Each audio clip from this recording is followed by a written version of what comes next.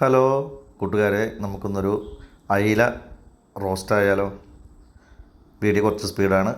പച്ചമുളക്, വേപ്പില, ഇഞ്ചി, വെളുത്തുള്ളി, സബോള എടുത്ത് മാരിനേറ്റ് ചെയ്ത് വെച്ചിട്ടുള്ള അയില നമുക്ക് പൊരിച്ചെടുക്കാം. പൊരിച്ചെടുത്തതിന് ശേഷം നമുക്ക് ചട്ടി വെച്ച് വെളുത്തുള്ളി അതുപോലെ ഇഞ്ചി രണ്ടും നീളത്തിലരിഞ്ഞത് ഒന്ന് വഴറ്റിയെടുക്കാം. സബോള ആഡ് ചെയ്യാം. സബോള ആഡ് ചെയ്ത് കഴിഞ്ഞാൽ നമുക്ക് കുറച്ച് ഉപ്പ് ചേർക്കണം. നന്നായി ഇളക്കി കൊടുക്കുക. അതിനുശേഷം പച്ചമുളക്, വേപ്പില ആഡ് ചെയ്യുക. സാധാരണ ചെയ്യുന്ന പോലെ തന്നെ നന്നായി വഴറ്റിയെടുക്കുക. ഈ വീഡിയോ അധികം ഇതില്ല, സ്പീഡിലാണ് പോകുന്നത്. മഞ്ഞൾപ്പൊടി, അതിനുശേഷം മല്ലിപ്പൊടി ഒരു 1.5 സ്പൂണ് മല്ലിപ്പൊടി ആഡ് ചെയ്യണം.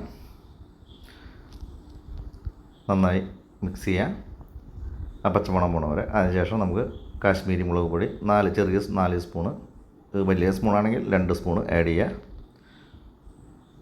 നന്നായി മിക്സ് ചെയ്തെടുക്കുക, ആ പച്ചമണം പോകുന്ന വരെ. അതിനുശേഷം ചെറുതായി സ്ലൈസായിട്ട് അരിഞ്ഞിട്ടുള്ള തക്കാളി ആഡ് ചെയ്യുക. തക്കാളി നന്നായി ഉടഞ്ഞു വരണം. ഇടതിന് ശേഷം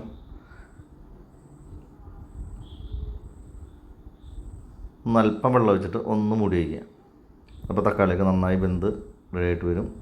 ഇപ്പോൾ ഏകദേശം തക്കാളിയൊക്കെ റെഡിയായിട്ട് വന്നിട്ടുണ്ട്. അതിലേക്ക് നമ്മൾ 1-ാം പാൽ അവിടെ മാറ്റി വെച്ചിട്ടുണ്ട്. 2-ാം പാൽ ചേർത്ത് കൊടുക്കുക ഫസ്റ്റ്. എന്നിട്ട് തള വരെ ഇളക്കി കൊടുക്കുക.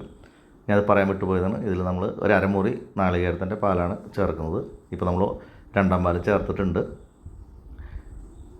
ഉപ്പ് പാകത്തിനാണെന്ന് നോക്കി. അതിനുശേഷം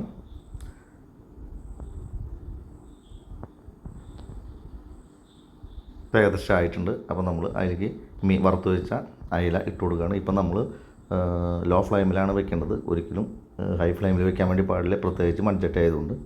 ഓരോരോ അയില അടക്കി വെക്കണം. 5-8 അയിലുണ്ട്, കാണിച്ചത് 4 അയിലയാണ്. എന്നിരുന്നാലും വീഡിയോ സ്പീഡിൽ. അതിനുശേഷം 1-ാം പാൽ നമ്മൾ ചേർത്ത് കൊടുത്തിട്ട് ഒരല്പനേരം ഒരു തിളയൂണി വരുന്ന വരെ മാത്രം നോക്കി.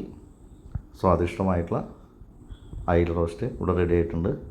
അവസാനം ഒരല്പം 1.5 സ്പൂണോളം ഗരം മസാലപ്പൊടി ഇട്ട് കൊടുത്ത് ചെറുതായിട്ടൊന്ന് മൂടി വയ്ക്കുക. ഇപ്പോൾ സ്വാദിഷ്ടമായിട്ടുള്ള അയില റോസ്റ്റ് ഇവിടെ റെഡി ആയിട്ടാണ്. ഒരല്പം വേപ്പില. Thank you for watching. ഇഷ്ടമായാൽ സബ്സ്ക്രൈബ് ചെയ്യണം.